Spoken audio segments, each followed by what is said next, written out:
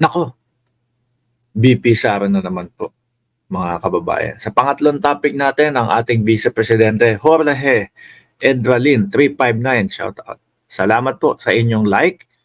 Huwag niyo po kalimutan na mag-like. And then dun po sa mga hindi pa nakaka-subscribe dyan, subscribe nyo lang yung channel natin. Magpapamigay kami ng 5 birthday celebrator. No? Kahit tagwa 1,000 yan. Kapag kayo, subscriber namin kayo, no? Baliktad sa atin hindi tayo sumisigaw ng, salamat sa inyong pakulay, pakulay naman kayo, ganyan. Hindi ho. Tayo po ang nagbibigay doon sa mga nagse-celebrate ng birthday nila. Sa mga subscriber po natin, ha. So, ayan, pindutin nyo lang po yung subscribe button dyan. At i-komento nyo po o i-message nyo sa amin yung inyong birth certificate kung talagang tunay kayong may birthday. Sa buwan ng Agosto. O yan. So pangatlong topic ko natin, mga kababayan. So I am using my position. Sabi po ng Vice Presidente, gagamitin ko ang aking posisyon, resources at platform to be the voice for my fellow Filipinos who are left unheard. Siguro po yung mga sinasabi nila na unheard, mga kababayan, yung mga yun ho, mga OTAP supporters, OTAP vloggers. Unti na lang ho yan. Pakonti na lang ho ng pakonti, mga kababayan. Wala na pong masyadong naniniwala sa mga yan. Lalo na sa pangunguna ni Maharlika. Bakit ho? Paulit-ulit naman ho sila. Pulburon video, mga paninira. Ngayon naman ho, merong bagong witness. Pangalan daw po yung Binag. Yun naman po, di ba? Kung makikita nyo po, walang kwenta. Mga kababayan, kung makikita nyo po, parang alam nyo yung, tinatry nila. Hindi nagtagumpay yung nakaraang pagpapabagsak nila. So ngayon, eto na naman, may panibago. Pinagtawanan yung pulburon video nila. Tapos eto, sige, next tayo. Binag naman.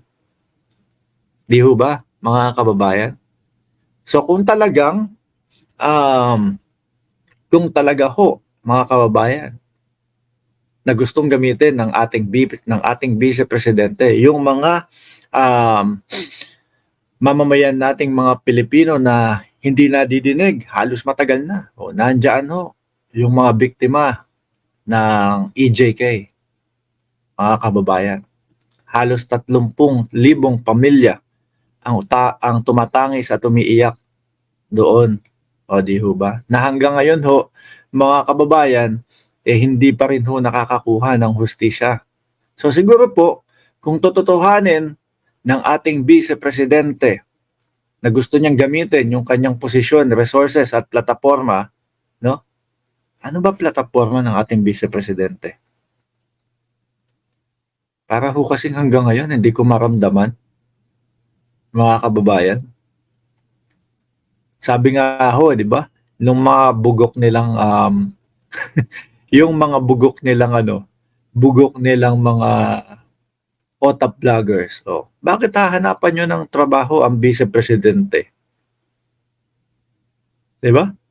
Bakit hahanapan nyo ng trabaho ang aming Vice Presidente? Spare tire lang daw yan. So I'm using my position, resources, and platform to be the voice to show our government officials how to command. Again, we Filipinos deserve better. We Filipinos should be the best. Yan naman po ang yan naman po ang pangunahing gustong mangyari ng ating presidente, mga kababayan. Na maging number 1 tayo. Kaya nga po, umpisa pa lang mga kababayan, ng 2022, hindi pa sila nakaupo. Unity. Pero sa tingin nyo po ba, mga bossing, magkakatotoo po yun na ang mga Pilipino, tayo maging the best sa buong mundo kung tayo po mismo watak-watak, hiwa-hiwalay Itong si Emmanuel Roy Bibar, ang kulit. Impeach Sara talaga ang gusto.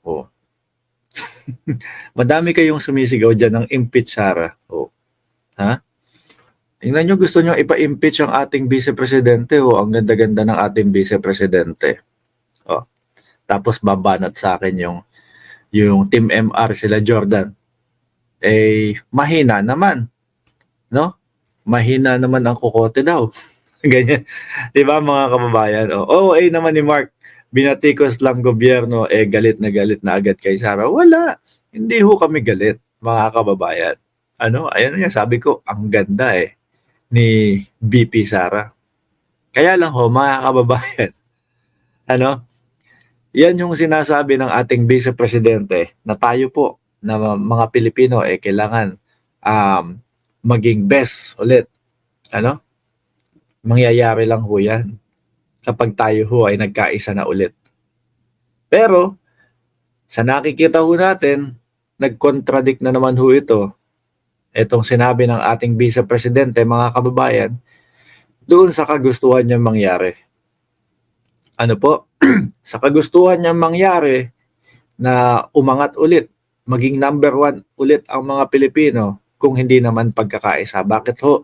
Dahil yung hindi pagkakaisa, sa kanila po nanggagaling, mga kababayan. Sa kanila po nag-uumpisa yung pagkakawatak-watak ho ng mga Pilipino dahil ho sa kanila, mga kababayan. No? Dahil ho sa kanila. Yung pagsigaw nila ng pagsigaw-sigaw nila ng bangag ang Pangulo sa pangunguna ho ng kanyang tatay. Di ba, Ai Chang? Sa Rego Adventure, shoutout sa iyo. Gusto mo din ma-impeach si Inday Sara, ha?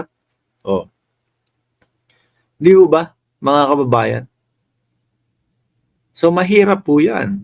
Yung gusto niyang mangyari. Kasi ho, taliwas ho yan doon sa ginagawa ng kanilang grupo.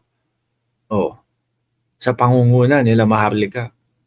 Bakit ho natin hindi masasabi na iisang grupo ho sila? Iisa lang ho ang sigaw nila, mga kababayan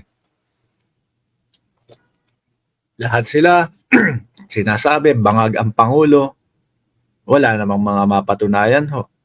Lahat sila sinasabi, hindi maganda ang ginagawa ng Pangulo, samantalang ang mamamayang Pilipino, kitang-kita ho kung ano ang ikinikilos at galaw at tinatrabaho ng ating Pangulo. Kaya ho, yung sinasabi nito ng ating Vice Presidente na I am using my position, resources, and platform to be the voice for my fellow Filipinos who are left unheard. Umpisahan ho siguro yan, mga kababayan. Doon ho sa mga kapwa natin na hindi pa hanggang ngayon nakakakuha ng kanilang hustisya tungkol ho do sa EJK, mga bossing. Madami pa din ho ang tumatangis hanggang ngayon at gusto yung na makuha, mga kababayan, yung hustisya ng kanilang kapamilya. Di ho ba? Anyway, mga bossing, nakakalito na ho yung partido nila. Nakakalito na ho itong mga atong grupo, no, ng mga Duterte ho. Yung kanilang mga tinuturan o kanilang mga sinasabi taliwas ho sa mga nakikitang natin kanilang ginagawa, mga kababayan. Kaya ang epekto sa taong bayan tinatabangan ho sa kanila. Sabi ni Sir Romeo, resign siya sa DepEd. Next step sa BP. Pagpapatalsik talaga, no?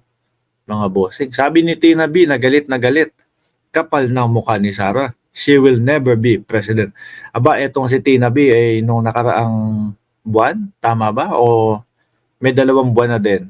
Diba, ikaw yung nakakuha ka na ng pa-birthday ko, di ba? Yan. Doon sa mga subscriber natin ngayon, okay.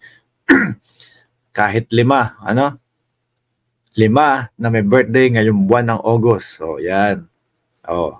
I-comment nyo lang dyan po sa aming Facebook page yung birth certificate nyo o patunay na birthday nyo talaga ngayong Agosto.